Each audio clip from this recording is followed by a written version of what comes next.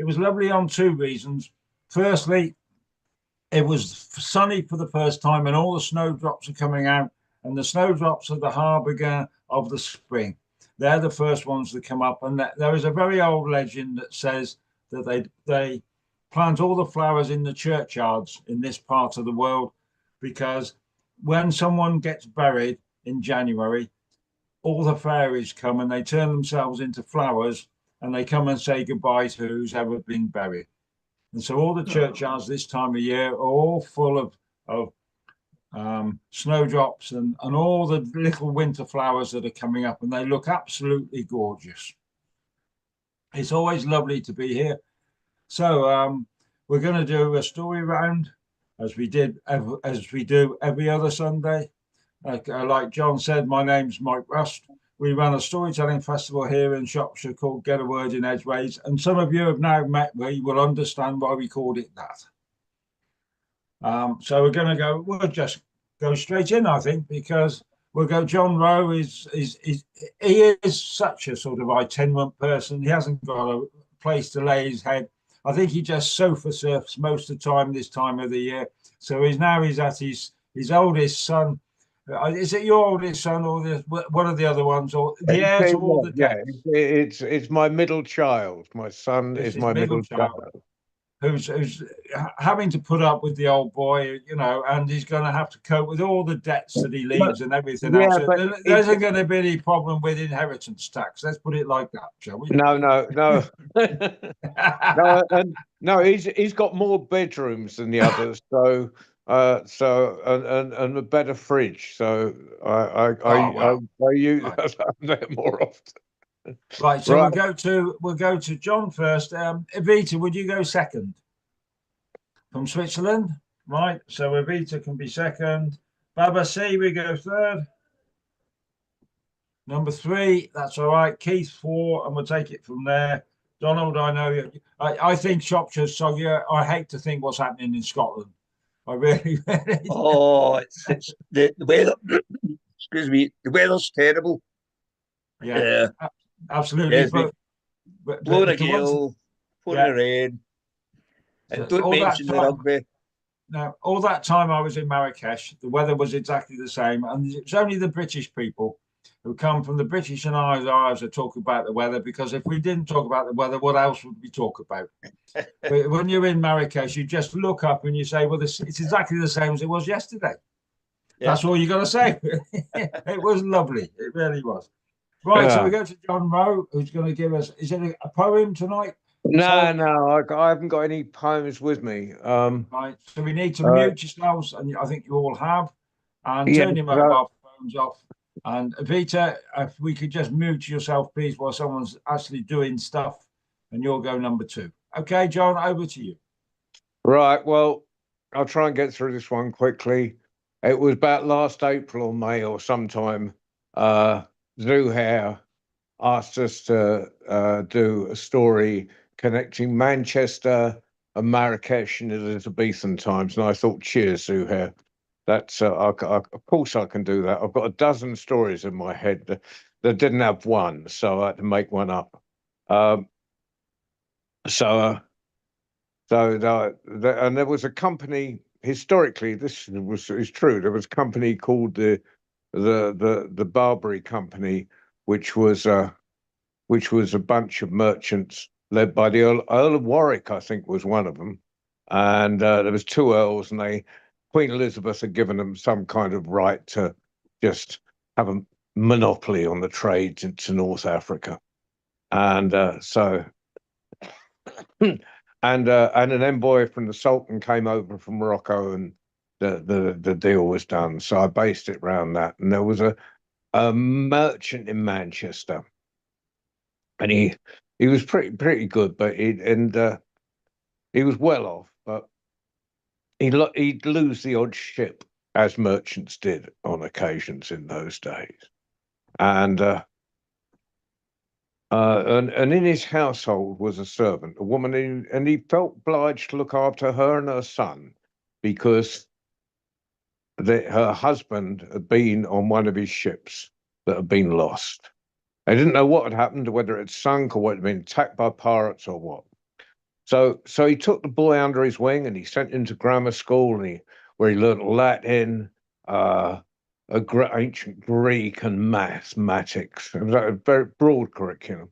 And then, and when he was old enough, we'll cut through the years until he's graduated and he's been sent as the merchant's representative to Marrakesh.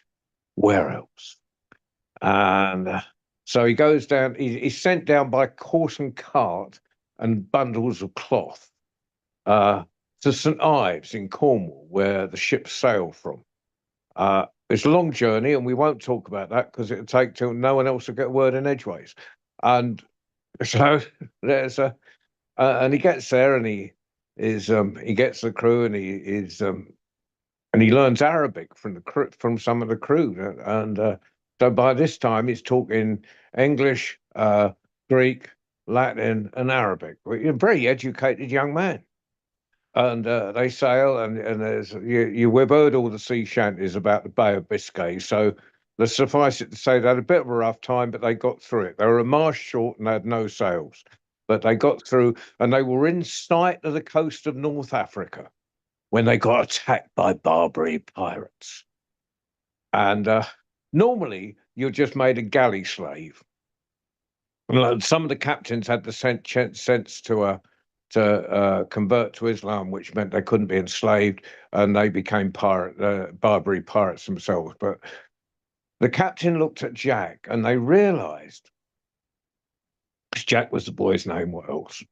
And he realised that he was worth a bit of money, and if he sold him in Marrakesh, he could make a bob or two. So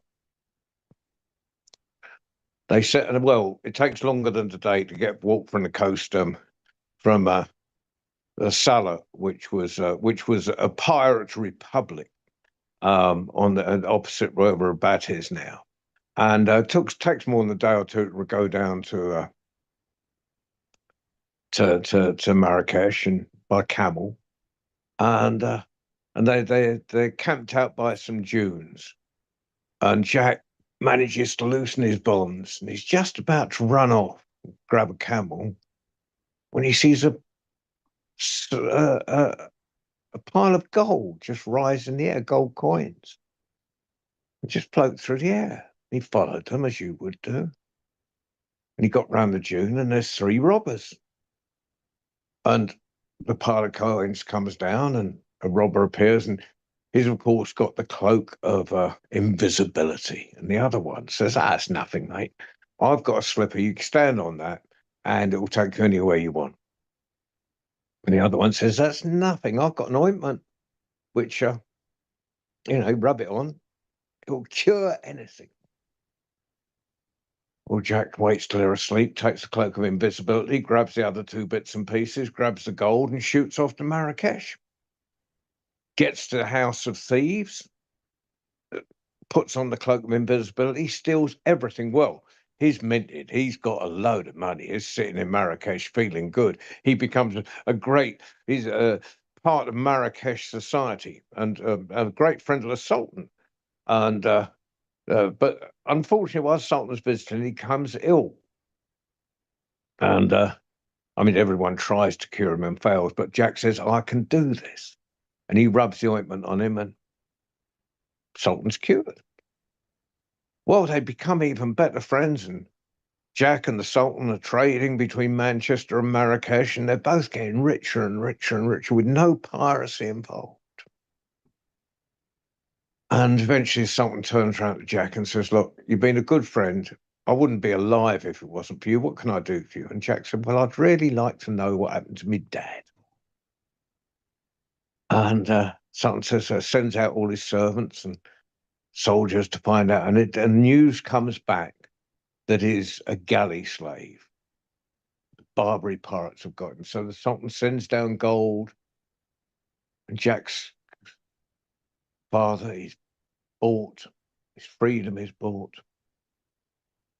And he's given a fine suit of clothes. And he's sent back home. Well, obviously, it's a big reunion with Jack. And he's sent back home, and he's got reunion with his wife, but he's a sailor. And he loved his wife, and he loved his son, and he loved the sea as much. And I tell you what, it was an ideal life, because he went backwards and forwards to Marrakesh, to Manchester, spent a bit of time with his wife, a bit of time with his son, and they lived happily for the rest of their lives.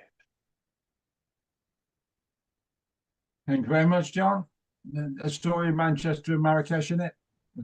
Normally it would be airports, but no, not this time.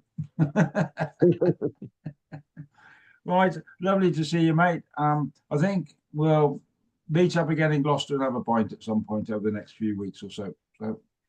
Right, so who do we say next? Evita from Switzerland. Yes. Now, I actually had a story in mind, and then I saw it was mostly blokes.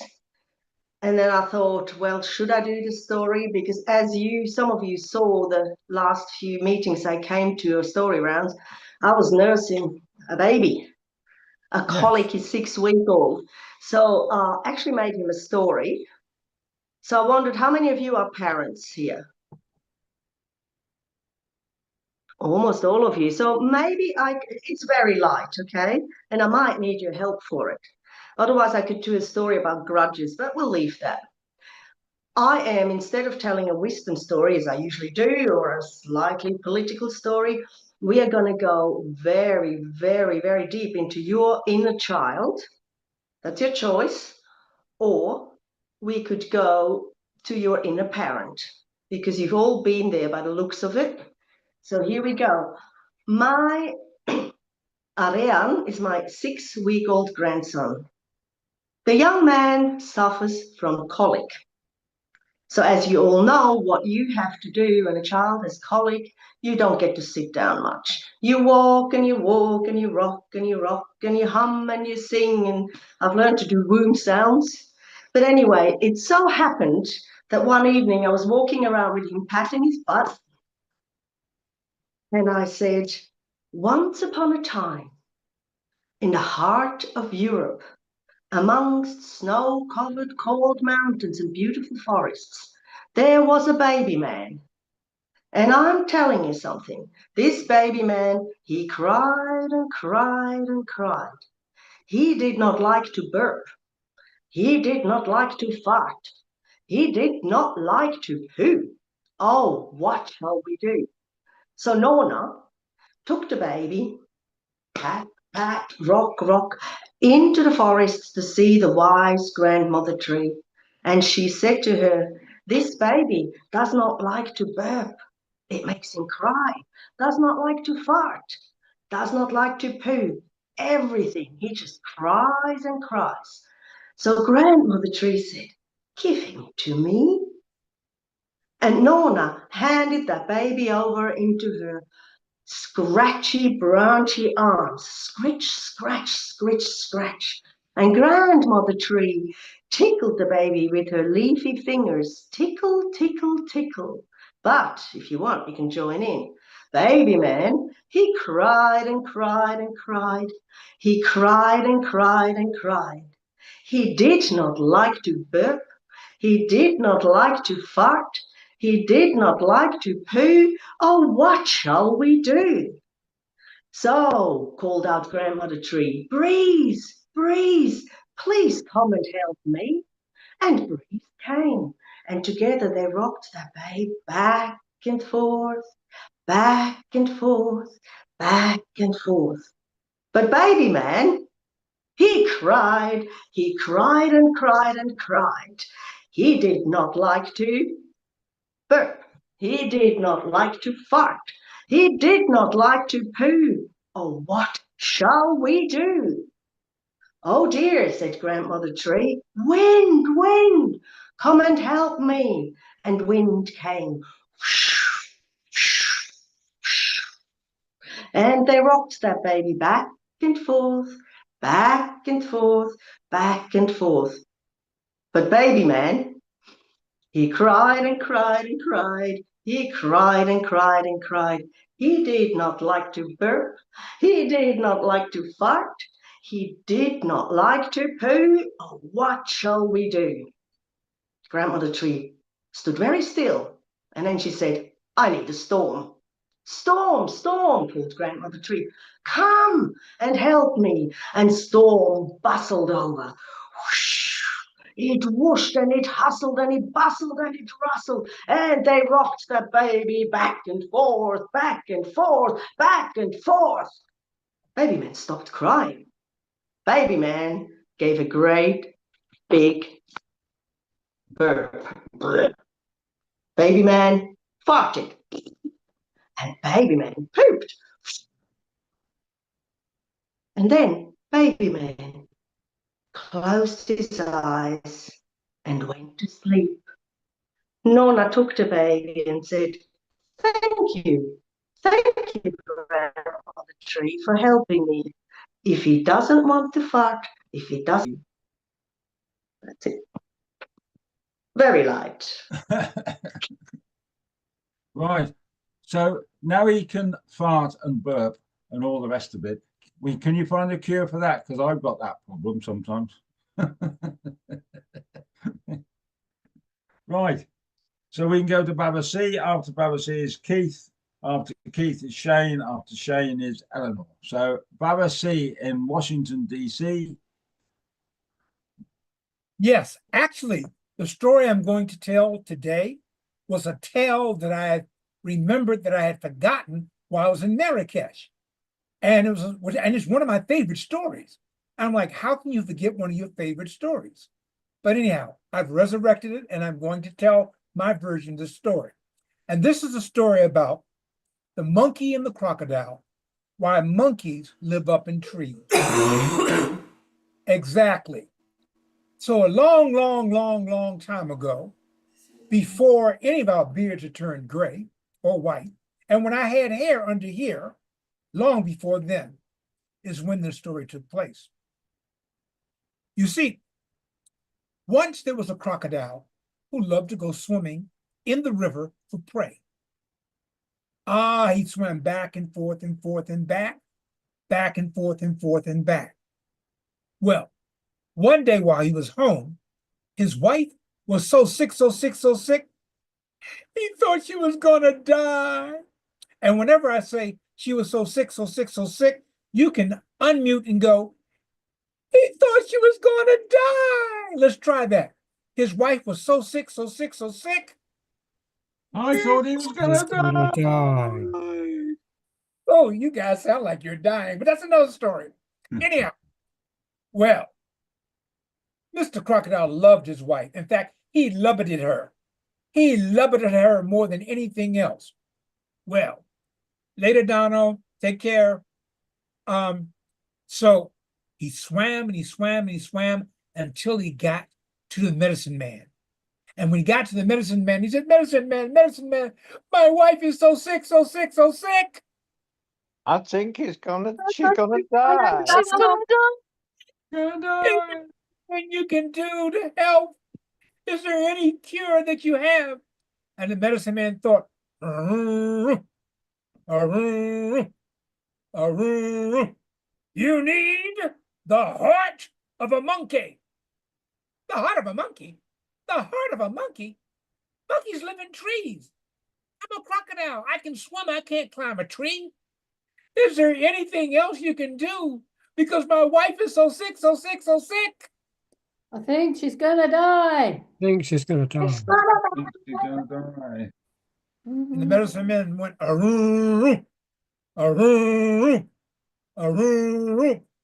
you need the heart of a monkey.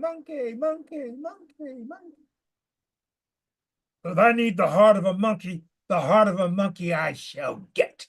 And with that, the crocodile paid the medicine man, and then he went swimming.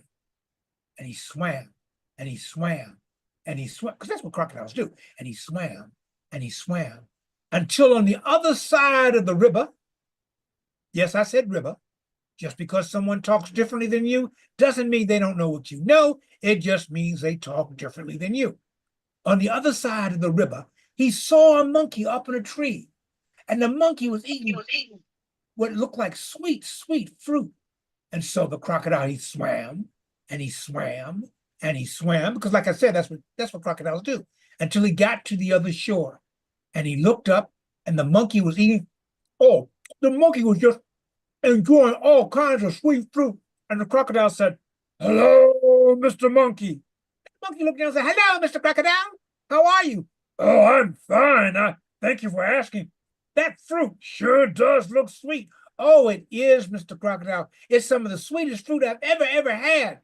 I sure wouldn't mind having a taste if I could, Mr. Crocodile." And so the monkey gathered up a whole bunch of sweet fruit and dropped it, and the crocodile opened his mouth and swallowed it in one go. "Oh, that fruit is sweet. Oh, it's very sweet. But, Mr. Monkey, did you know the fruit on the other side of the river is even sweeter and more delicious?" "Oh, no, I didn't know that. I'm a monkey. I can't swim. I've never been to the other side of the river." "Well, Mr. Monkey, now that we are friends because you have fed me such sweet fruit, why don't you get on my back and we'll go to the other side of the river and you can taste the fruit that's even more delicious and more sweet." "Okay, Mr. Crocodile, I'll do that." And so the monkey came down out the safety of his tree and jumped on the crocodile's back. And the crocodile, he swam and he swam and he swam. Why? Because that's what crocodiles do. And after a while, the monkey said, "Hey, Mr. Crocodile, that fruit don't look no sweeter." Crocodile didn't say anything.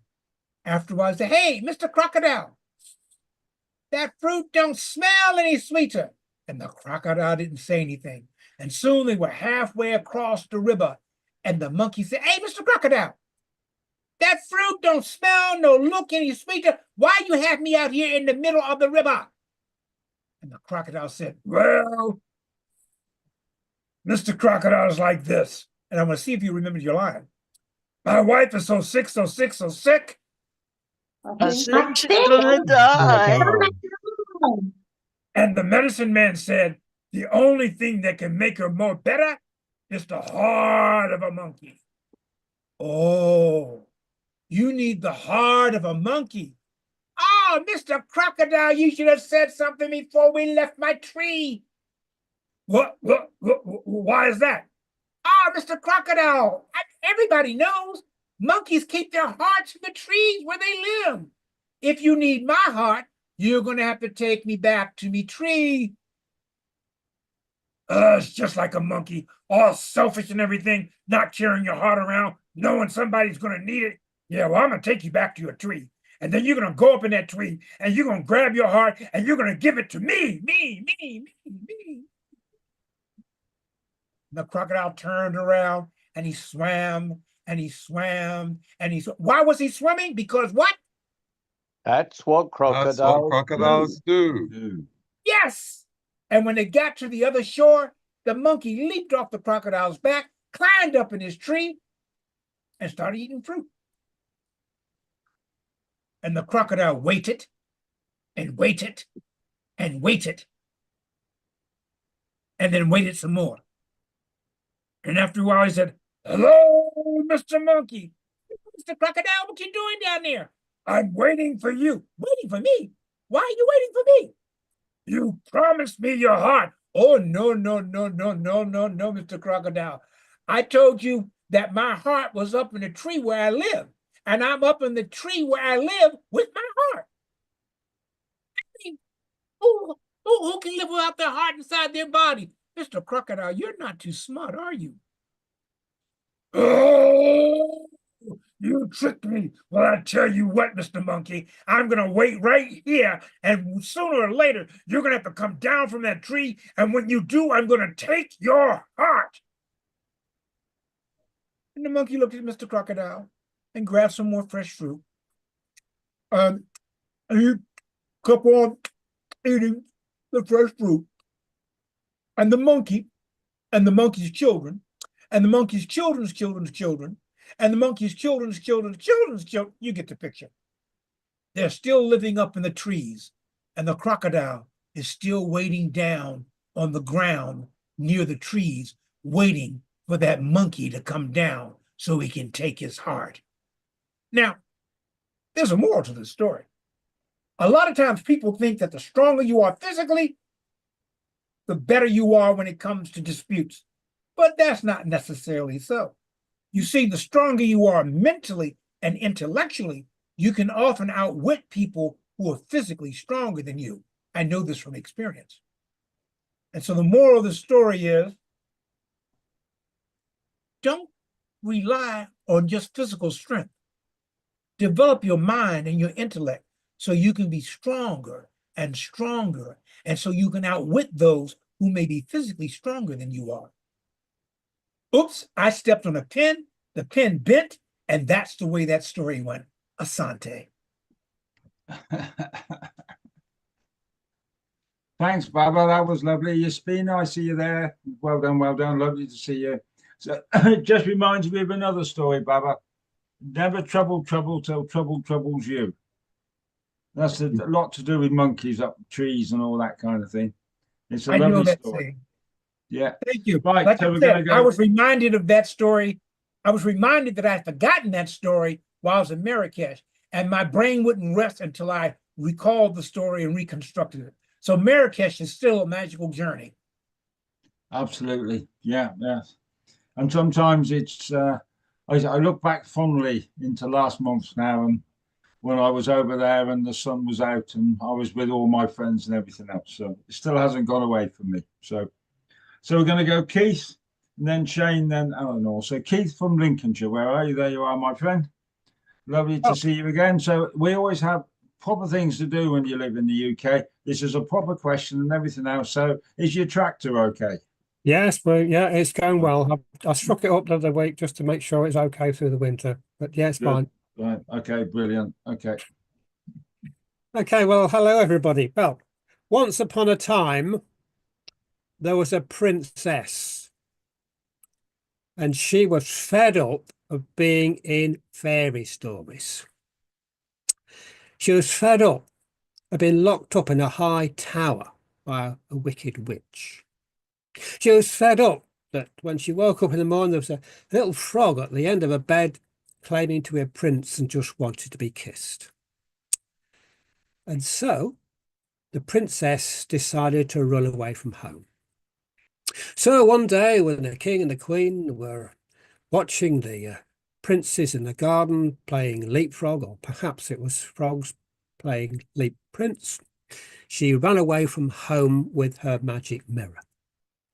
And she went to a big city, and she was able to live in a flat, an apartment right at the top of a high tower. And she loved living in that high tower. She loved living in high places. And she thought, well, perhaps that's why people call me Your Highness. Well, as you know, princesses in fairy stories, they often have long golden hair. And she got fed up of brushing her long golden hair every morning. And so she went to the hairdresser. She had all her hair cut off. And so she was absolutely bald. And she said to the mirror, "Mirror, mirror on the wall, who's the coolest of them all?" And the princess was dressed in a ragged t-shirt and jeans that had holes in, and ragged and dirty trainers. The mirror said, "Oh, princess, you do look a sight. You must have stayed out all night. All the princes will be appalled. They will not want a wife is so bold." "Oh, I don't care, I don't care." And so she lived in this high flat, right on the top of a high tower.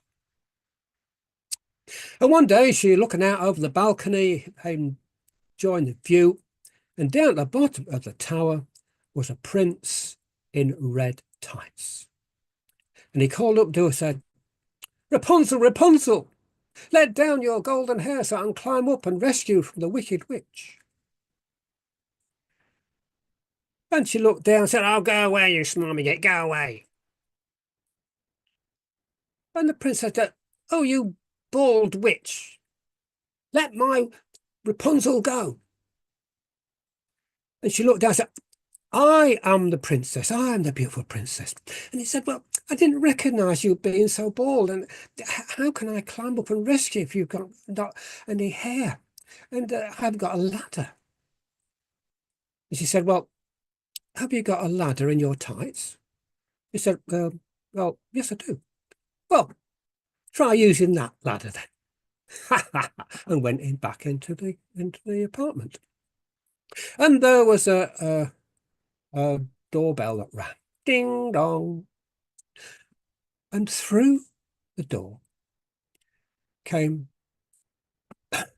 a princess in white, prince in white tights.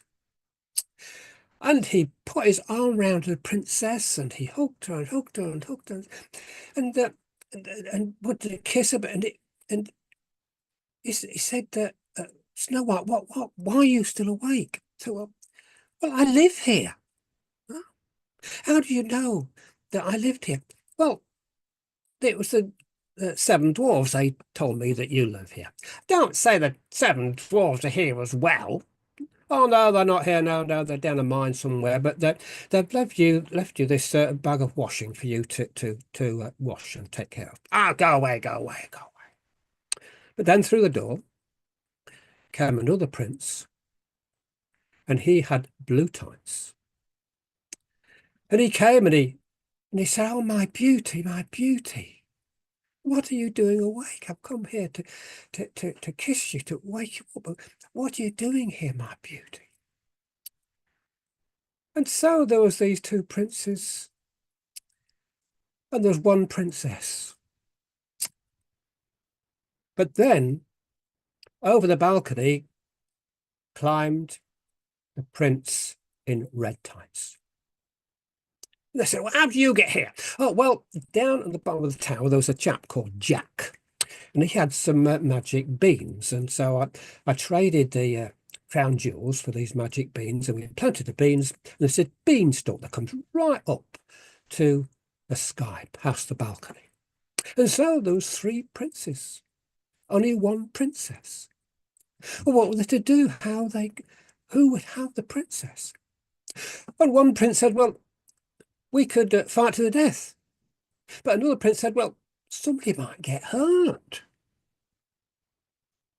And the prince in blue tie said, "Well, she must be a true princess because she's awake. It must have been a pea under her mattress that kept her awake." "I don't pee in my bed," she says. Oh, and so they were arguing over the princess. And then there's this awful smell. And through the door came a beast. "Leave my beauty alone," he said. Oh, and so the 3 princes, they start to run away from the beast and to the beanstalk, followed by the beast. But then out of the sky, down the beanstalk, came a giant. "Fee, fi, fo, fum, you better watch out or I'll bite your bum." And so the 3 princes started climbing down the beanstalk, followed by the beast, followed by the giant. But then the beanstalk started to shake and quiver. And the princess looked down, and there was Jack with an axe. Chop, chop, chop. And eventually the beanstalk gave way and they all went down with a big crash. And the 3 princes, they crawled out from under the beast, and they followed by the giant, and they said, "Well, we'll run off to the forest." But one prince said, "Well, there might be dragons there." And the prince says, "Well, there might be ogres there." And the beast said, "Well, there might be spiders there, and I don't like spiders." But the prince in the red tights said, "Well, at least there won't be any princesses." And so they ran off through the forest, the 3 princes followed by the beast, followed by the giant. And the princess, she lived happily in her apartment at the top of the high tower. And sometimes there'd be a fairy godmother that come along and say, come on, let's go to the ball. You can go to the dance, but she wouldn't go. And sometimes there was an evil woman come along, a stepmother with some apples, but she wouldn't eat the apples. And sometimes there would be a frog that appeared at the bottom of her bed, but she said, go where you go, or I'll drown you in the toilet. And so she lived happily there, and eventually she did marry a young man. He wasn't handsome. He wasn't a prince. And he certainly didn't wear tights.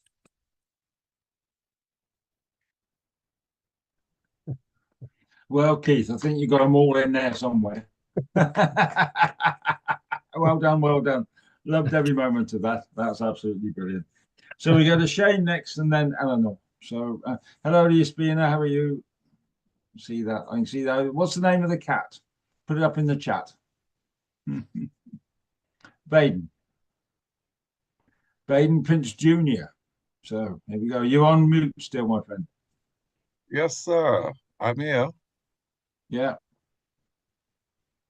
and declaring my love for Eleanor Benjamin and for Evita and for the experience in Marrakesh. I've been trying to send them messages privately, but it's not working. And as you can hear, my voice isn't, and Roisin, of course, and everybody, in fact. I'm not being, I'm being indiscriminate. This is promiscuous love. I love you all. Even Baba C, I'm gonna include him as well. No, it's And the my same buddy old, same Shane old. is here. My buddy Shane is here tonight.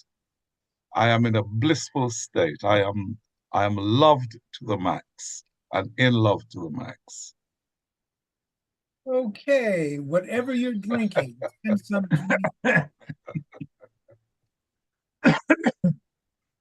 I'm drinking Murphy's tea. That's your story. Stick to it. Mhm.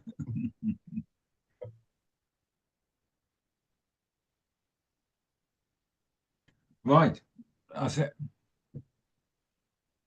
Keith, I so want to do that story. I so want to do that story. I so want to. You can bet your bottom dollar I'm going back to playback, and I'm gonna learn that story with your permission. I love it. It's not your usual Keith story, but I love it even more. Right. So Baden, is that you skipping to the next one, or are you actually going to? Have you Oh, got a is that different me story? supposed to be telling? I thought it was somebody else. I thought, Oh, you had No, to it's you. find him. Oh, is oh, it? I'm up. No, Okay. right. I beg your thought it was pardon, me. Shane. I meant to go to Shane, didn't I? Yes.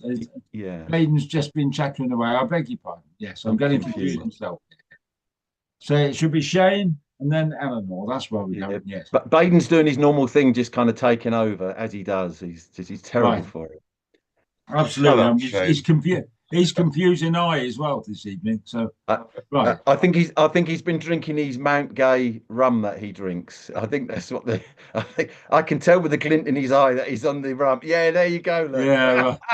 So it's I know you Baden, well. Baden is half cat, and that's why he keeps on wandering all over the place with a tail. And of course, where there's a cat tail, there's a cat, and then where there's a cat tail and there's a cat, there's Baden. It only right. stands to reason. Biden's Right. just trying to get through that bottle so I can't drink it tomorrow night when I go down, when I sofa surf down there. It's Right. not tomorrow, it's Tuesday. Right. Let's get back to Shane. He's waiting there patiently, and he's such a nice lad, and he just sat there patiently. So Baden, yeah, that's right. So I'm to used get to it, myself Mike. on I'm used track, to it. I'll get in trouble. So Shane, So, right, so where are you geographically tonight? I'm in Essex for my sins. He's in Essex, right? Okay, Yeah. so Shane from Essex for tonight. Well, there's been so much joviality tonight. I think I'm going to change all that. Such is my way, because we need balance. So I want to tell a story that it's been in my head for years actually, and I've done loads of work on it, but I've never told it. And I went for a drive this afternoon, and I sat and I found myself thinking about the story, and then I told myself the story, and I just thought, well, maybe I'll tell it tonight. So let's just hope I can get through the story. So it's an Irish story. Long, long, long, long, and even longer than that ago, there was a king, and he was happily married with a wife and 3 children, 3 sons.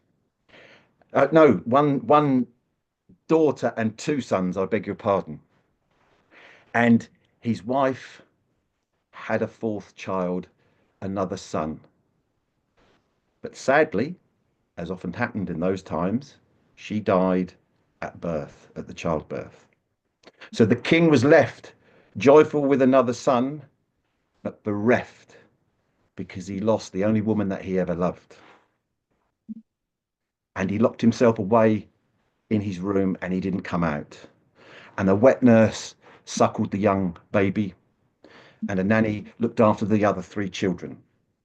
And it was weeks and it was months before he left that room. But eventually he did. And the first thing he did is he picked up each and every one of his children and gave them a big kiss and a big hug. And the only joy he had in his life was to play with the children and the young infant. And that gave him a little bit of joy. And it wasn't long before, well, as a king, he had to attend to his duties as a king and visit various places and do business such as a king has to do. And he visited, well, an old friend of his, another king, another warrior king. In fact, this king was the father of the wife that he lost. And he said, Lear, you need another wife. I have another daughter, Aoife. Take her for your wife. She will want to marry you. She speaks well of you. And he met Aoife, and she declared that she would like to be his wife. And so it was. So within a short while they were married, and she moved into King Lear's castle. And so there was this family. Well, you know, the first few weeks, the first few months, there was a little bit of romance between them, but quite shortly after that, she noticed that he spent much more time with his children. In fact, she could see that the love he gave his children didn't come within, well, a mile of the love that he didn't really show her. She could see that his love was just for his children, and that there was a piece missing in his heart. He couldn't give her what she needed. And she wanted more than love. And she looked at these children and she despised them, for they got the things that she was not getting. She absolutely despised these children. And she decided that she would do something about it. There was one morning, with a false smile on her face, she said, Husband, Your Majesty, I would like to take the children out for a day, to take the children out and picnic with them. Or thought I would go to the loch and have a picnic with the children. Oh, that's a lovely idea, he said. Perhaps the 5 of you can get to know each other a little bit more, and you can develop the relationship a bit more. I noticed that there's something missing between you and the children. So be it. She packed a hamper. She got the carriage set up with horses. She got the children, and she went down to the Loch Deravara. And she set up a picnic and a blanket and what have we. And the children got changed into their costumes or whatever children wore in those days to swim in a cold loch, after all.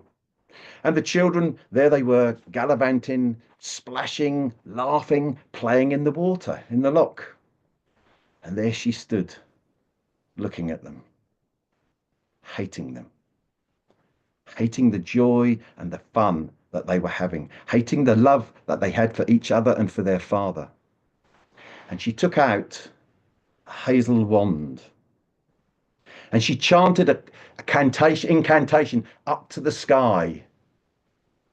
And within a flash, those 4 children were turned into swans. And the oldest, the girl, the daughter, Fionnuala, she looked and she said to her Aoife, What have you done? What have you done to us? What have you done to us? She still had her voice. And Aoife just laughed and laughed and laughed at them. And she said, "You will spend 900 years as swans. You will reside here for 300 years, and then you will move. You will move to the Sea of Moyle, and there you will spend 300 years. And then you will move to Innis Glora, and you will live there to the end of your days." And with that, she was gone, laughing. Well, on the carriage way back to the castle, she was thinking of what she might tell the father of the king, the father of these children. And he looked at her and he could see when she entered the room that something was different. And she said, my darling, there's been a terrible accident." And the king thought, surely the children have not drowned. "Have they drowned?" he said. I don't know. They're just not there anymore." But he looked into those hard, cold eyes and he knew something was not right.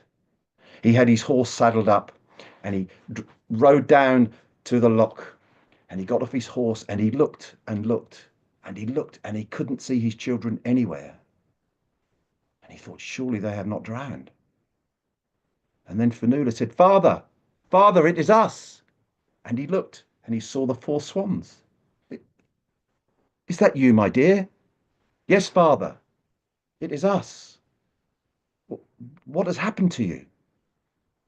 "Aoife, she cast a spell on us, and we are swans to the end of our days."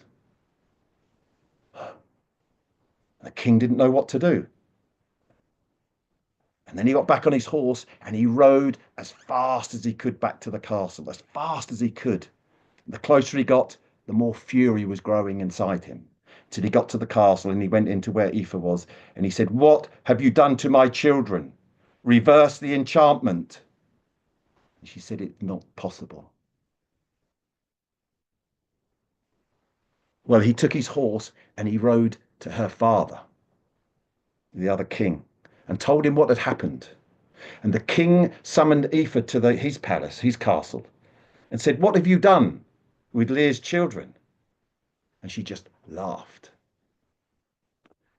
He took out a hazel wand and he touched her on the shoulder and she just dropped into just dust, ashes and dust. And the wind came in through the window and it picked those ashes up and it took them and scattered them across the sky.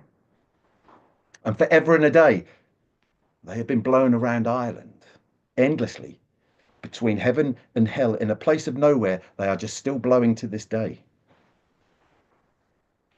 Now Lear went back to his castle, knowing his children were swans on the loch. And he said to his staff, "Fetch the royal tent, bring food, bring implements to make fire." He said, "That is where I will be living." And he set up a tent. A fire was made, food was bought, a comfortable bed was made, and that's where he resided. And each day he would go down to the loch and he would talk to his children, for they still had a human voice. But they were 4 swans. Day after day, he just would speak to the children and they would sing to him. And time moved on, and his staff implored him to return to the castle, for he had work to do, royal work. And he said, "No, this is where I stay. I want to be close to my children." And that's where he stayed for years and years and years, to the end of his days.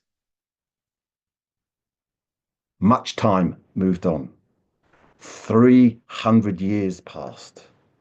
And there was some force upon these swans that they couldn't resist, up flying across Ireland to the Sea of Moyle, that sea that is between Ireland and Scotland. And there they had to reside. That place where the rocks are rough and jagged. And even in the summer, it is windy and it is rough. And the winter, it is awful. The winds come from the northeast. They are cold and sharp and frosty and icy. And these swans were battered and pushed around. Sometimes they would come ashore sitting on a rock, and in the morning they would find themselves frozen to the rock. 300 years they endured the sea of moil, battered, pushed around, frozen. And then, beyond their power, they just got up, flew across to Ireland, to Innisglora, a barren little island off the west of Ireland with not much there at all, just a few rocks and soil that you can't really grow anything into. And there they were, day after day, with that westerly wind that comes, bringing huge seas, huge seas. You're never settled. You're never settled. It's always kind of pushing you around, not battered you so much, but pushing you around. They could not settle at all. And that's where they spent the next 300 years. Well, and the year or two before the 300 years, they were befriended by an old hermit. He would give them grain to eat, and he built a little place for them so that when the seas were really rough, he would bring them in and let them go into the little hut to get out of the wind and the cold and what have we. And there was this little friendship that developed between them, and they began to trust him. And as time went on, as I say, as time went on, one day they got close enough to this man. They trusted him so much, and he just wanted to stroke them, these beautiful swans, to show his delicateness, his tenderness to these swans. And they got so close that he stroked each of them. And as he did, the feathers just fell off them. And there stood 4 children, gaunt, old, bony, with skin that was as wrinkled skin could be, just gripping onto those bones, with hollow-looking eyes, with little children's eyes inside them. And then they too just fell to the floor. He made a grave for these 4 children, and he put them in the grave. And he piled a stone and he made a cairn as a tribute to these 4 children. And if there's anything to take from this sad, sad story, it's the song of the swans. For people would come for miles through all those hundreds of years to hear the swans sing and to look at their graceful beauty. And to this day, still people come to listen to the swans and look at their graceful beauty. And that's the story, The Children of Lear. Thank you. Oh, thank you, Shane. Thank you. Thanks a bunch, mate. That was really lovely. Thank you. Great. So we're moving on to Eleanor. Wow. Shane, that is one of my favorite stories, and it was a big thrill to get to go in Dublin to the Parnell Square and see the statue in the Garden of Remembrance. Yeah. And now something different. I don't know, somewhere between funny and something. I don't know. We'll decide later. In Canada, we have a special word for the kind of bloke who is completely uncultured, uncouth, not interested in any of the finer things in life. And Norman, you're probably the only person in the room that knows the word hoser from an old TV show. Anyway, hosers are not unique to Canada in our century. In fact, back in the 6th century in India, there was such a man. Oh, he wasn't interested in anything cultural whatsoever, but his wife was. She was very sophisticated, very creative, loved literature and poetry, and she despaired. But one day she heard a famous reciter was coming to their village to tell the story of the Ramayana. And she said, "Husband, this is it. You are coming to hear this famous reciter tell our most famous epic, and you're going to enjoy it." Well, he decided he'd better humor her. So he went down to the little enclosure they'd built by the river, and he sat down there. The reciter came, and he started to tell the epic of the Ramayana. Well, it wasn't very long before he fell over asleep. And he slept all night, not like the people in the tent in Marrakesh. No, no, they stayed awake all night. This man slept all night. And in the morning, when the reciter came to the final canto for that part of the story, someone went around with sweets and popped one into the mouth of the sleeping man. And when he woke up, he went home and his wife said, "Well, how was it?" "Well, my wife, I have to admit, it was very sweet." "Ah," she said, "you get it, you understand. Oh, yes." So back he had to go for the second night. And this time he sat with his back against a wall. Quickly fell asleep, but it wasn't very long for a youngster that wanted to hear the story, climbed up on his shoulders and sat there all night. And just before the man woke up in the morning, the youngster left. The man went home, and his wife said, "Well, how was it?" "It was weighty, very weighty." "Ah, yes, you're really beginning to get it," she said. "Ah." He went back the third night. He didn't even bother to find a proper chair to sit on or lean against the wall. He just stretched himself out and was sound asleep in no time, snoring away with his mouth wide open. And finally, toward the morning, just before he woke up, he was snoring with his mouth wide open when along came a dog, lifted its leg, and pissed in his mouth. When he woke up, terrible. He went home and his wife said, "Well, how was it?" "It was terrible. It was salty." "You haven't been listening to the story. You are coming down there tonight with me, and we are going to listen to it together, and you are going to enjoy it." Well, he didn't have much choice. She was down there. She plunked him down in the front row, sat beside him, and he had to stay awake.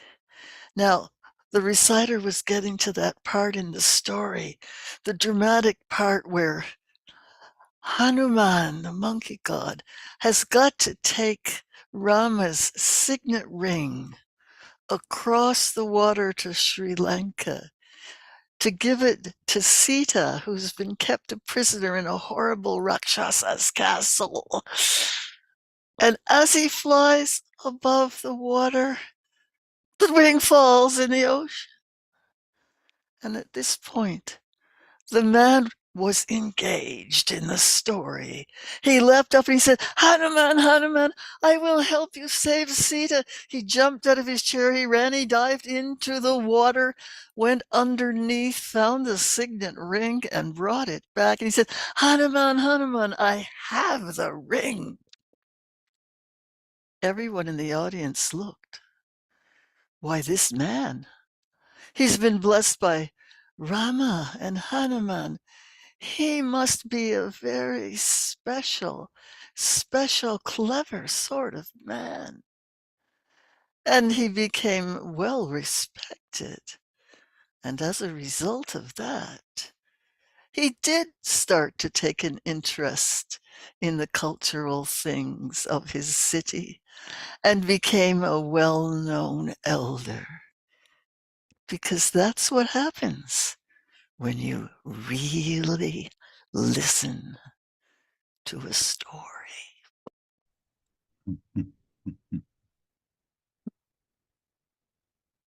Right, lovely. Comes from the Absolutely. a court jester. They called him court jesters, but he was really a court intellectual called Tenali Rama in a court in southern India in the 6th century. Oh, right. Absolutely. So, in what language would it have been in? It would have been Telugu, or it was well known in the area, but that would have been the language that was spoken back at the time when Tenali Rama was there. Right. Because they've done a lot of work into they call it the Brythonic languages, which are the old British ones, just recently. Yeah. Yeah, so, yeah. And it's in the pantheon folktales of India I never know whether it's Ramanujan or Ramanujan. I should know my husband's a mathematician, and there's also a mathematician with the same last name, so I should know how to pronounce it. And there was a very good film about Ramanujan when he you came. need to remember to pronounce your husband's name. It is rather Yes. important in life. Just that could be a bit of advice from a house. No, my husband's name is Ron, but he knows the mathematician Ramanujan, who got very sick studying in Britain. Right. Good film about him. Forget Right. what it's called. Right. So Omar came and went, so he's not here. So we'll go Baden next then. Are you doing one, Baden, or are you feeling doing a short one? Should I? Do you want me to? Right. But afterwards we're going to Rasheen. So Rasheen, you might just be on in about 3 seconds by the sound of it. But going back to Baden. So Baden, can you hold up the bottom and see? Can we see how full or empty it is? I'm gonna give it a try. Absolutely. Well As done. you know, unaccustomed as I am to public speaking, nevertheless, I will endeavor on this auspicious occasion to deliver to you a minor tale of sorts. So, there's been Shane's story has left me kind of like quite devastated. It's so dark. And Eleanor's has been like quite deep. So I'm going to go to the other extreme. I'm going to tell you all about an Antiguan character. And this is actually a true story about a real person. And it's not one of my true stories. Hang on, Maria Gillen's not here, is she? Good. Okay, so this is actually a true story about a real person. And it's a genuinely true story about Shane, stop it. I can see you. About a real person. And I was expecting that kind of reaction from Maria Gillen, not from you. You're supposed to be my buddy. You're supposed to be my mate. You're supposed to back me up. Now, this character, his name is Ashley Perry, and he was known as Grey Ghost. Some of you might have heard me tell this before. And I'm not going to tell a Grey Ghost story, which is the kind of story that he used to tell about himself. I'm going to tell you, which I only learned last year. I knew about this guy when I was growing up as a kid in Antigua, but I only learned last year how he got the name Grey Ghost. For some reason, he used to go around at nighttime. You've got to take yourself back to a time in the sort of 50s in a small island when electricity was not commonly available to everybody.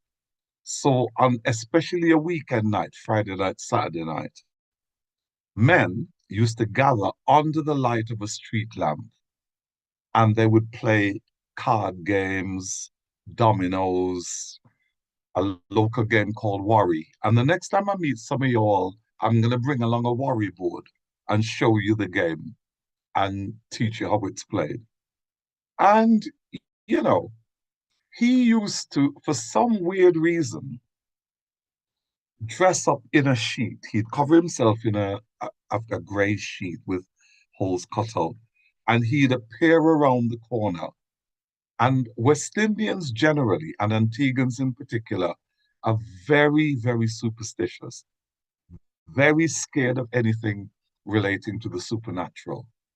So this guy appearing around the corner in a white sheet would strike terror into the hearts of grown men.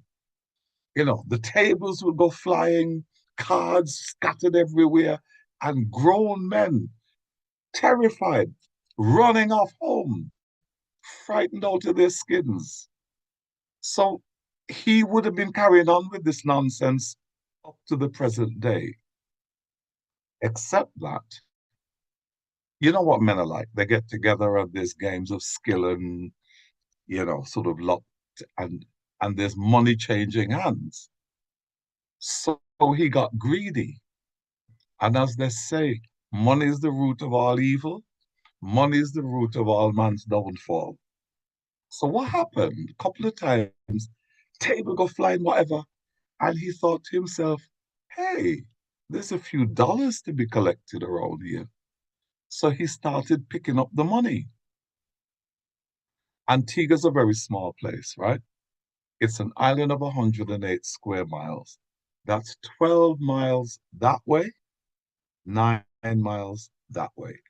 So it didn't take long for people to begin talking. So Lester will get together, Lester from Green Bay is going to get together with Don, who live at, Potter's. And here, what happened? Man, me and the guys are down on the corner playing cards, and this Jumbi, that's what we call a ghost, Jumbi appear out of nowhere. Man, everybody scatter and run. But hear what?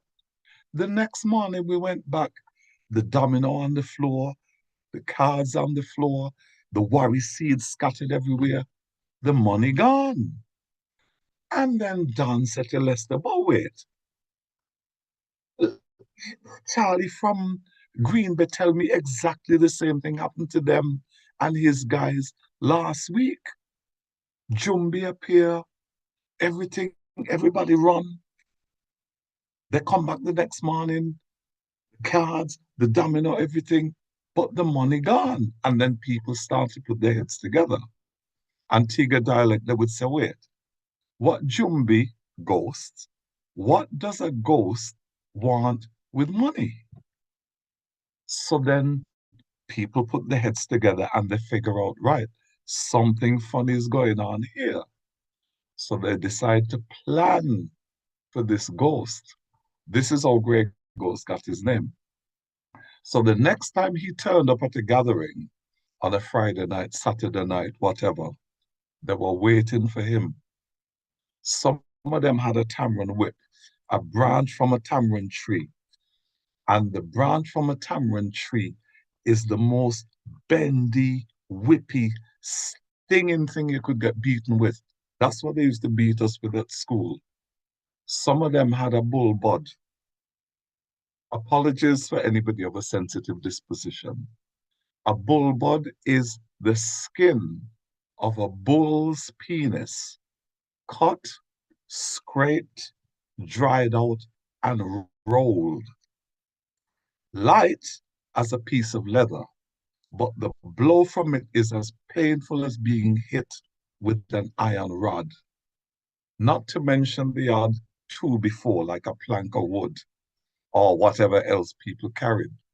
So the next time Grey Ghost appeared at one of these Friday night gatherings, coming around the corner with the sheet over his head, woo! All the people gathered, turned around, and in Antiguan parlance, they said to him, we're not afraid of Jumbi. In other words, we are not scared of ghosts. Right? And they turned and they put a beating on Grey Ghost's backside. They beat him and they chased him. Grey Ghost is screaming and shouting, it's me, it's Ashley Perry. I'm not a ghost. I'm me, Ashley. Me and a Jumbi, me and a Jumbi. And they were like, no, we know you're a ghost. You're just being clever. That he had to run for his life. And that is how he got the name Grey Ghost. Ashley Perry, Grey Ghost. And there were stories that because he was a real character, typical Antiguan. I'm the kind of person you meet me in a club or whatever, and I will turn around and say to you, yeah, man, I can dance. Hey, you know Michael Jackson? I teach Michael Jackson to dance. Listen, I was in a club one night, James Brown walking with his entourage, and James Brown went, when he saw me on the dance floor, James Brown went and sit in a corner. He didn't want me to show him up. Right, so that's what Antiguans are like. So now you know why I'm a storyteller. I will tell you when I meet you at some point, some Grey Ghost stories. But for now, yeah, that is how Ashley Perry, Grey Ghost, got his name. And for those of you who might want to question whether this is true, My sister's boyfriend, ex-boyfriend now, sadly, in Antigua, Ian Perry. Ashley Perry was Ian Perry's uncle. And one day when I was telling a Grey Ghost story, Ian turned around to me and said, hey, you know, that's my uncle Ashley you're talking about, right? So there you go. The story of Ashley Perry Grey Ghost. Baden, thank you very much, and I'm sure I believe all of it. I would just say one comment about your story, about the whole thing and everything else. That fellow James Bond, he is hopeless at cricket. He can't bat for toffee. He really can't. I'll Right, take your word. Rasheen, for all the way from Norfolk. Norfolk and good. She is, she be.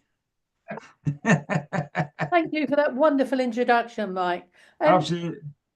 Well, Avita's little tale reminded me of the one that it was actually the first one I told at Marrakesh, because I turned up to go to a school and I was kind of expecting very little people.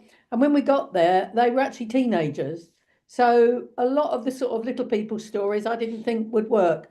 But it did put me in mind of a story that tells of the dangers of being too proud. And it's a story about a man called Abu Musa. And Abu Musa was a trader. He was a merchant. He was very successful. He traded all around the different countries, around the Mediterranean and out across the Pacific. And he made a lot of money. And he was so busy making money that he never really got a chance to get to know many people. He had professional friends, but he didn't have a wife and he didn't really have much family, but he had a lot of money. And his friends would always say, Abu Musa, you're a rich, successful man. You should have many sons to take on your business. You should have many daughters to marry into other families. And Abu Musa was such a proud man that he didn't want to make himself look stupid having to try and court a woman. And so he was always had an excuse as to why not. But eventually his friends got together and they arranged to introduce him to a suitable woman. And no sooner had Abu Musa met this gorgeous young woman that despite himself, he fell deeply in love with her. She was beautiful, she was clever, she would be a real asset to the business, and he found himself actually quite loving her. And so they arranged the marriage, and the time was coming up to the marriage feast, and Abu Musa, like many, many grooms before him, was nervous. He wasn't used to being out of his comfort zone. He was all right as a merchant, but as a groom in that situation, he was very worried. He was so worried he didn't eat, he hardly drank for about a week before the wedding. And yet, on the day of the wedding, everything went well. The ceremony was had, there was a great feasting, and as a man of means, most of the people of the town were invited, and everybody ate and drank. And Abu Musa had relaxed at this point and had realised he was quite hungry, and so he'd eaten his fill and he'd drunk his fill. And then, of course, it came to the point where the groom was called upon to make a speech. And so Abu Musa leant over to stand up, and all that food on an empty stomach had the inevitable effect. As he bent forward to raise himself up, he let out the most enormous fart anybody had heard. Well, all of the people around had been chatting and clanking their cutlery. Everything stopped. And there was a whole room full of silence. Abu Musa coloured up. He looked around at all the people looking at him. And in his pride, he felt he couldn't face them. He left the room. He went down to the dock area. He got on the first ship that was there, and it happened to be going to Jerusalem. And so he paid his fare and he sailed off to Jerusalem, leaving his new wife, all his friends back in his home city. Well, when he got to Jerusalem, he looked around and found himself a job in the palace. And it wasn't long before it became obvious that he was a very capable and intelligent man. And so as the weeks and months went on, so he rose in the ranks. And in fact, he worked for King Solomon himself. And he was so successful that he became one of King Solomon's greatest advisors. But for all his success there and for all the riches that he came with being the king's right-hand man, he always missed his home. And he missed his love, the wife that he'd only just started having a life with. And he wondered about the children they would have had. And he wondered what she was doing. I mean, he knew she was all right. She'd married all his money. but he really wanted to go back and see her. But every time he thought about it, he thought, would they have forgotten? Would they have forgotten this awful thing? Would he be laughed at in the street? And his pride stopped him. His pride stopped him for nearly 25 years. But eventually, he got to the stage where he really, really wanted to go home. So he went to King Solomon and asked for permission to leave and explained not all of the situation. He left out the embarrassing bit, but he explained as best he could. And he was given permission, and so he got on the ship that sailed him home across the oceans. And when he got to his homeland, he thought, well, before I actually go to see my wife, I will look around and see what's changed and whether people still talk about me. And then I'll know I'll be all right. And so, in the usual storytelling disguise of a cloak, he wandered about incognito in the marketplace, and everything seemed as in order, and his spirits were rising. And he thought, I'm going to be all right. I can go and find my beloved wife and find out what's happened. And as he was walking up the souk, there was a market trader, an old woman, and her beautiful grown-up daughter. And he happened to overhear the conversation. And the girl had said, Mother, my friends have been asking me, when exactly was it I was born? And the mother said, ah, my dear, I remember it well. You were born on the day that Abu Musa farted.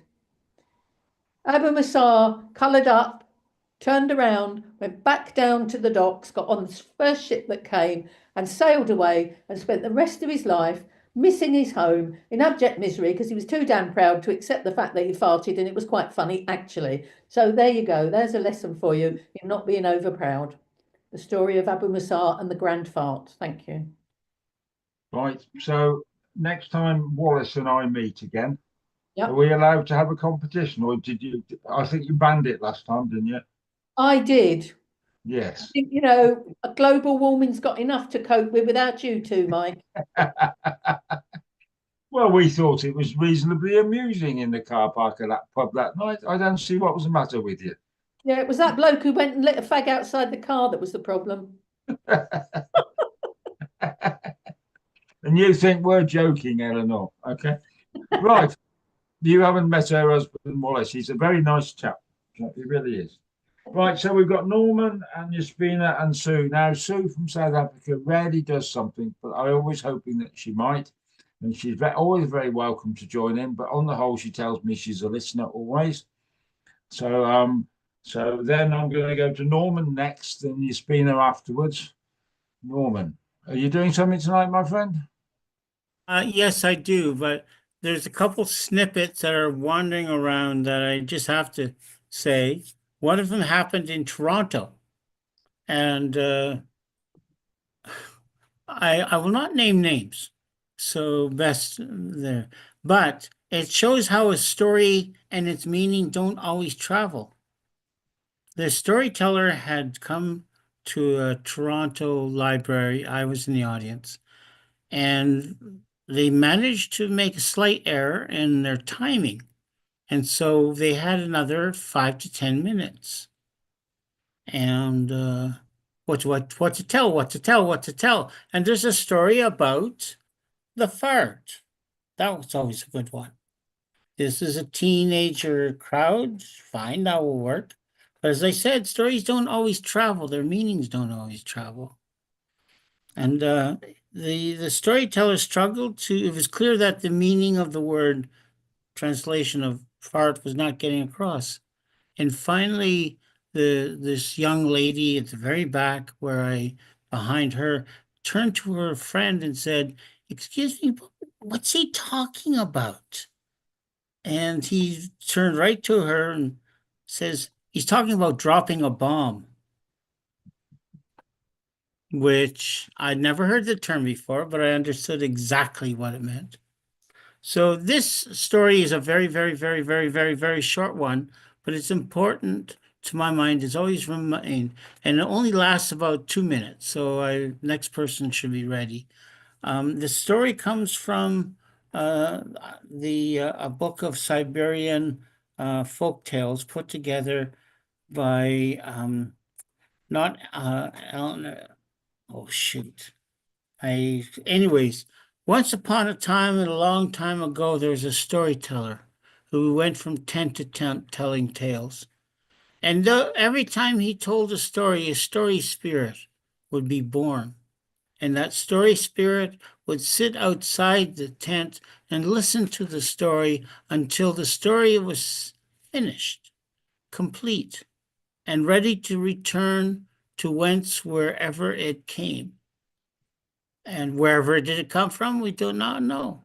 But the story spirit had to return. That one time the storyteller started telling a story when he heard a particular sound coming from the trees and bushes just outside of the tent. And those sounds, although he had never heard it before, he knew exactly what those sounds were. They were the sounds of a mountain spirit. And mountain spirits love stories. But there's one problem. Anybody who listens to a mountain spirit and tells a story will die as soon as they finish the story. And this, I remember, comes from a book, Spirits by Kira Van Dusen. And this is one of the most powerful stories. I still want to think about it for a moment. And he heard the sound of mountain spirits. It's hard not to know who and what they are. They also knew what would happen once he finished the story. And so he turned to his audience and he finished the drink that he was drinking. And he said, "Excuse me, but I must go." And without a further word, without finishing the story, he left. He left through the tent flap. He went down the pathway through the mountains and disappeared. Because as long as he did not finish the story, he was safe. But on his journey through the mountains, he encountered his story. Oh, what a sad-looking story that story was. All tattered and worn and thin and haggard and hungry. And the storyteller knew and recognized his own story, of course.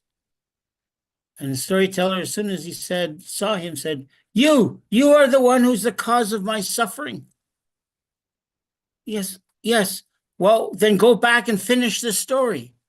"But I cannot do that. You know the mountain spirits have heard me speak, and if they hear me finish the story..." "Do you not see how I suffer," said the story, "because I'm not finished?"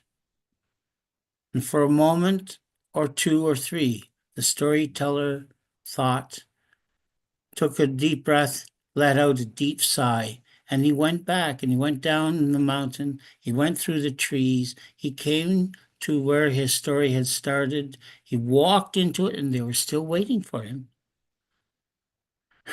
He took up the cup of tea. He took a sip of the tea. He says, "I'm here to finish the story because the story must always be finished." And he took a deep breath. He finished the story and he died. And that's the story from Kira Van Dusen, The Mountain Spirits. That's a lovely story. Thank you, Norman. Your video's off, mate. I don't know if you can bring it back on, but about halfway through the story, your video disappeared. Oh, dear.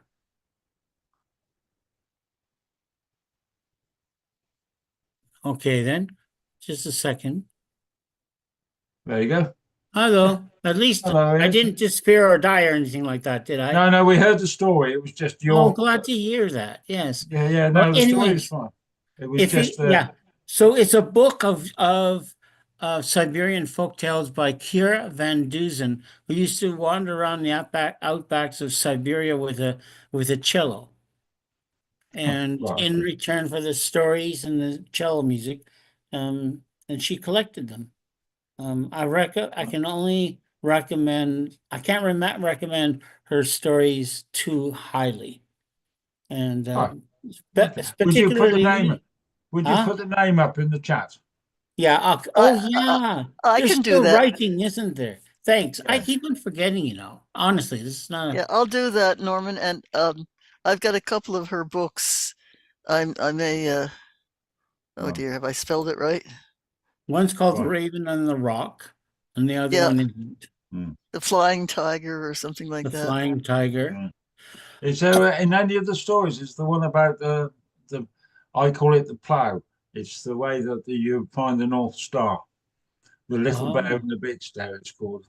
Yeah, I've changed. I've expanded the actual story I just told is a bit much shorter.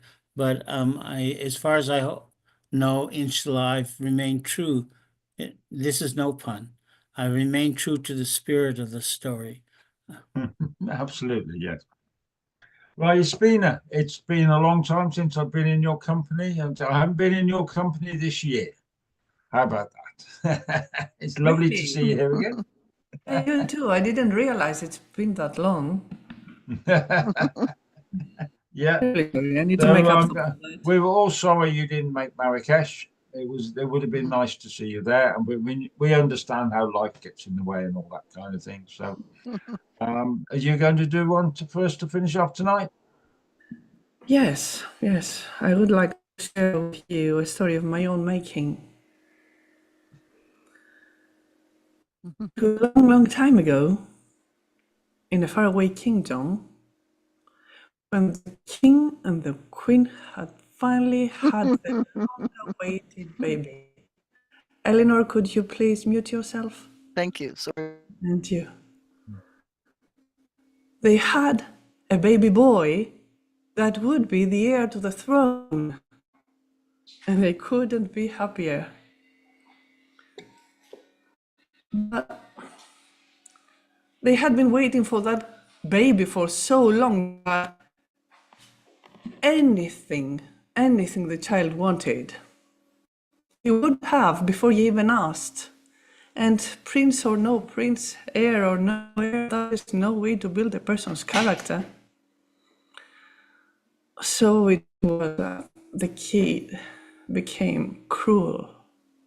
And when he was a toddler, when he would go outside in the palace gardens and the animals would hear his little feet stomping towards them, the animals would scatter. And when the kid became a teenager, it would be the maids who would scatter. And it only got worse. Soon no young woman would want to be in the premises where he was.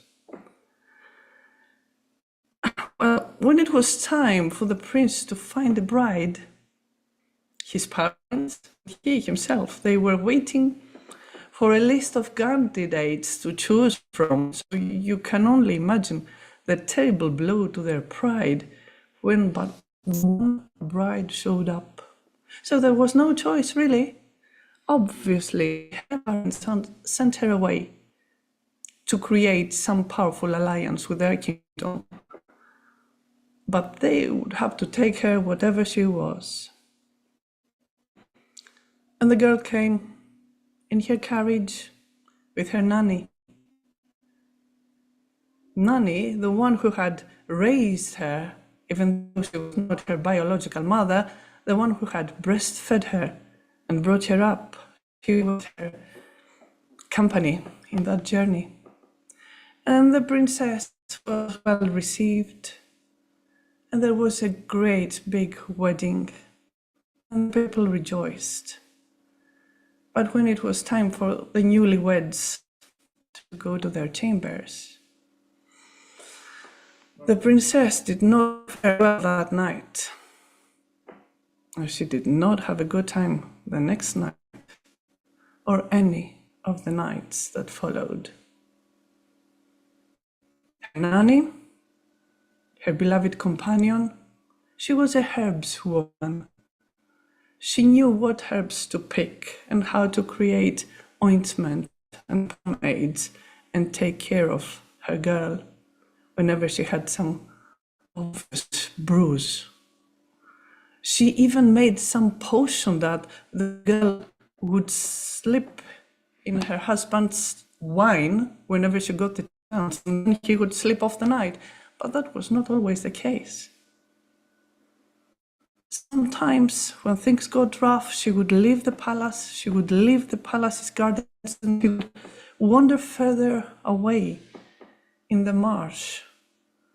And there she would spend the night hiding, her only company being the frogs and their song around her. These things, they do not get better. Unfortunately, they only escalate to the worst.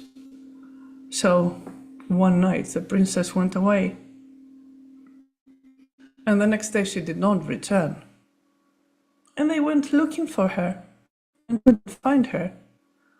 The nanny knew where to go looking. But when she returned to the palace, she did not have the princess with her. She had a bloated corpse with her. Everybody knew what happened, but this was the royal family we were talking about. An accident, they said. She must have slipped and fell in the water. So there was a funeral and a pyre, and the ashes were gathered. And it was the broom's duty to hand the urn with the princess's ashes to her companion so that she would take it back to the girl's parents. Everything was ready. The carriage was waiting to take her away.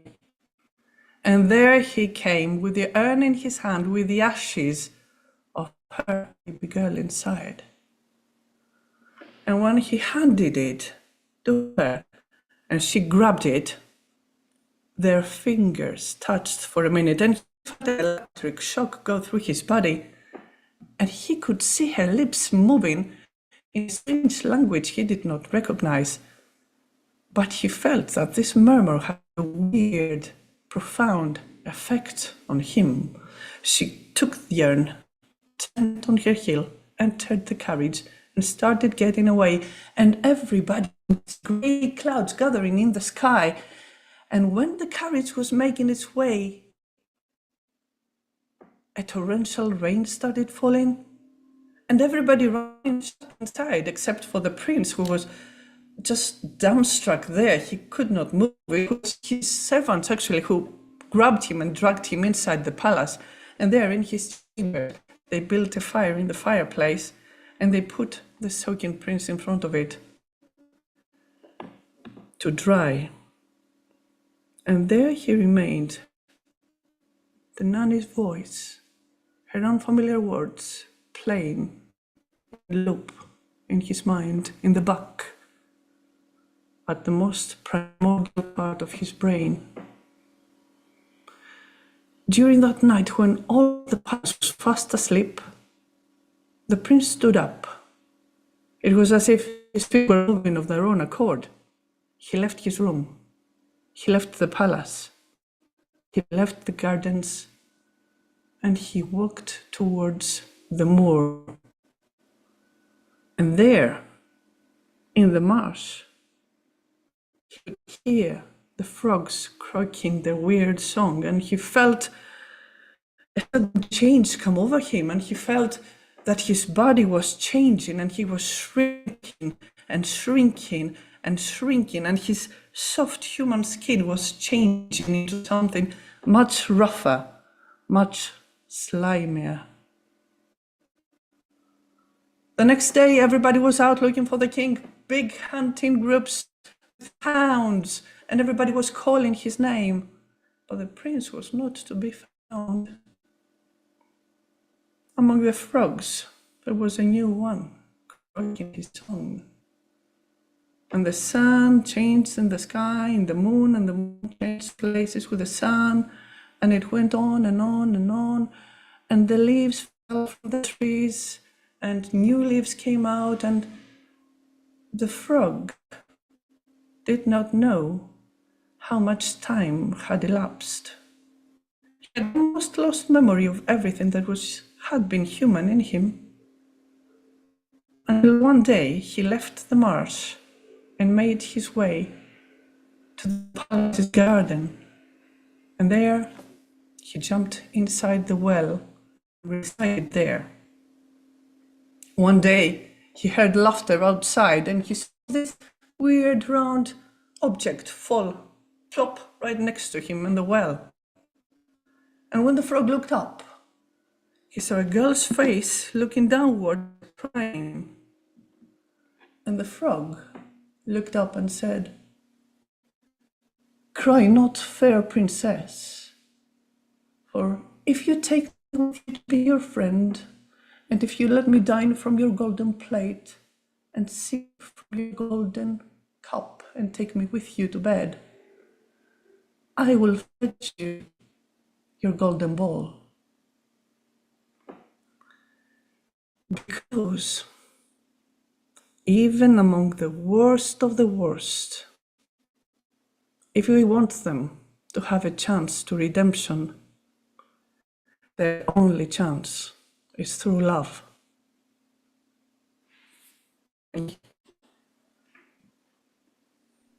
Oh, that was just lovely. Thank you ever so much. That was just lovely. Right. So I think we've been through everything but Waleed there. And I'm pretty certain Waleed doesn't want to tell a story, but he's very welcome to if he wants to. And Lucy. Lucy, I know you're there listening. I know you don't normally tell stories, but I would like to. I always make the offer in case somebody does. So. Yeah, I don't really have a story. I have got a tiny little anecdote I can tell you about, sort of going on from the theme of farting. So when our kids were little, I was trying to be a good mum and discipline them and, you know, tell them the right way to behave. And our daughter was, she's younger than our son. I think she was about 6 and he was about 9. And she was being particularly naughty and saying silly things to him and calling him rude names in the back of the car. And I was driving and I was just trying to help her to speak nicely. And I tried, you know, in a good parent way, saying, "Oh, talk nicely, talk nicely." And it didn't work. So she carried on. This went on for about 10 or 15 minutes. And in the end, our son started crying. And so then I pulled over and I said, don't worry. Frankie's just in the poo-poo wee-wee phase. And he cheered up and he kind of understood, oh yeah, she's just a bit immature. But then my daughter started crying, really, you know, really sobbing. And I said, what's the matter? I've just told your brother that you've just been a bit rude and you're in the wee wee poo poo face. And she goes, "Don't call me wee wee poo poo face. That's horrible." She thought that I was stooping to her level, calling her a wee wee poo poo face. So it's a little. It is so difficult. Level of story. Yeah, it is so difficult trying to bring the kids up. When my 2 kids are in the back of the car, we have a singing car, Lucy. So Lynn would sing in the cars. And we were singing Hosanna once. My oldest daughter's called Anna from, is it Jacob's multicolored coat or Jesus is one of that ones. It was Hosanna in the. And after we'd all sang Hosanna for a bit, there was a little voice at the back. It went, "How's Jake? How's Jake? How's Jake?" It was about 6 at the time. We all sort of looked at this little boy saying, "Well, if you can sing about Anna, you can sing about me," you know. So that's the one we sell. Or sometimes when we live here, at some point you'll be up here in Shropshire, Luce. Yeah. Well, we get through a tunnel of the trees and there's lots of hills round and it snows a bit and we sing Slip Sliding Away in the snow. When we're trying to get up hills in the snow, we all sing Slip Sliding Away. And it's sort of got to be a family tradition. Right, I think we've come pretty much to the end. It's now 7:45. We've been here for a bit and I've had a lovely time, Liz. So thank you very much for being here. I can't do this without you fellows turning up and doing exactly what you've done, and Waleed and the World Storytelling Cafe steering the ship for us like always. And thank you very much. Seems only less than a month ago since we're in each other's company, so it was lovely to be over there. We'll be back in a fortnight's time as always. We're planning a festival all sorts of things is beginning to emerge out of what happened to me in Marrakesh. There's 2 or 3 things that are beginning to move on. So we'll be able to, at some point, tell you all about that. There's the normal stuff that's going on. John hasn't told me about what is happening Mike, in the world stuff. Yeah. can I ask Lucy a quick question? Yeah. Yeah. Dee Dee and I have put together, we've put together the list of the online events, and I've finally got the Zoom links and all of that together in the last couple of days. What's the best place to send it? Is it to the sort of Baja general group? To get it up on the site, I'd say Walid. Okay. Walid. And then, Mike, which group do you think? Probably the Baja. You send it to the Baja ones. Could you send them over to me as well, please, Baden? Okay. Yeah. Okay. I thought I'd ask. Yeah. Take the opportunity to check that. Yeah. I'm playing catch up. Okay. And Cool. send to John as well, because John's good at passing things around too. Okay. Yeah. Good. Yeah, absolutely. Well, things are moving this end, so we want to keep hold of some of this stuff. So please send them over to us as well. Yeah, nice. Okay. And thanks for tonight. It's been really nice to see people. I just, I said it earlier, I just want to say it again. It's been really nice to see people like, well, everybody, but especially Eleanor and Evita and yeah. And Shane. Yeah, well. Yeah, what about me? Yeah. What about me? I've just noticed you got a beard, Baden. I've noticed you're copying my style. I've just noticed it. You've trimmed yours. That's why you're looking more like me. I noticed they're both grey, Yeah. like mine. And Baba and I have got an excuse because we're well old. Oh, and that picture of Baba C that appeared above my friggin' yeah. Oh, they actually posted my picture in an article about you. Yeah. Oh, wow. Yeah. My lawyers will be in touch. Well, your lawyers have been touched. Oh, wow. So that's a compliment to you, insult to me? No. No. You know what, Baden? If I had to be mistaken with somebody else. Anyway, my connection's breaking up. even as I speak. Right. You don't need lawyers, you just have to pay me. If you both pay me what you're paying the lawyers, I will resolve this dispute for you. Okay, not a problem at all. You sound a bit like Trump, Mike. Mike, you're sounding a bit like Trump. Oh, Hey, now hang on. He's even beginning to look like him if you look closely enough. Oh, that was just uncalled for. But it is surprising how quickly I can go off a couple of people. No politics in this. Right. So are you in Essex, Lucy, or are you in Hertfordshire? Hertfordshire. Right. I might move you over the border if you're going to talk to me like that. Well, I'll go to Cambridge. Right, until about 2 minutes ago, it was lovely to see you all.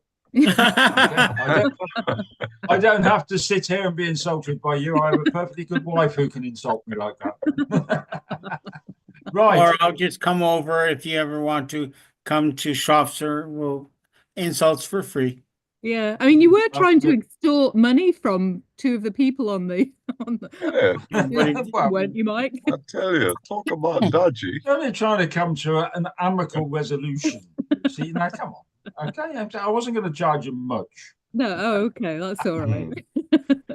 That's okay then. Right, 2 weeks' time. There's all sorts of stuff going on in the World Storytelling Cafe as always. It was always a Friday night thing, and it'll be the beginning of the month soon, and so the tunes and tales will be back on and everything else before you all see me again.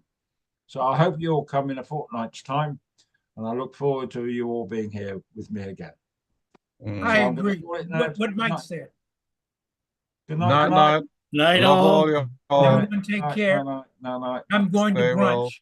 Don't take any wooden nickels. Take care, everybody. Good nobbin. Night, night. Good morning. See out. I'll explain that one day, Baden. No need. Yeah, but I'll explain it anyhow. Yep. It's a Waleed thing. All right, Waleed, I said the magic word, see out, to be continued.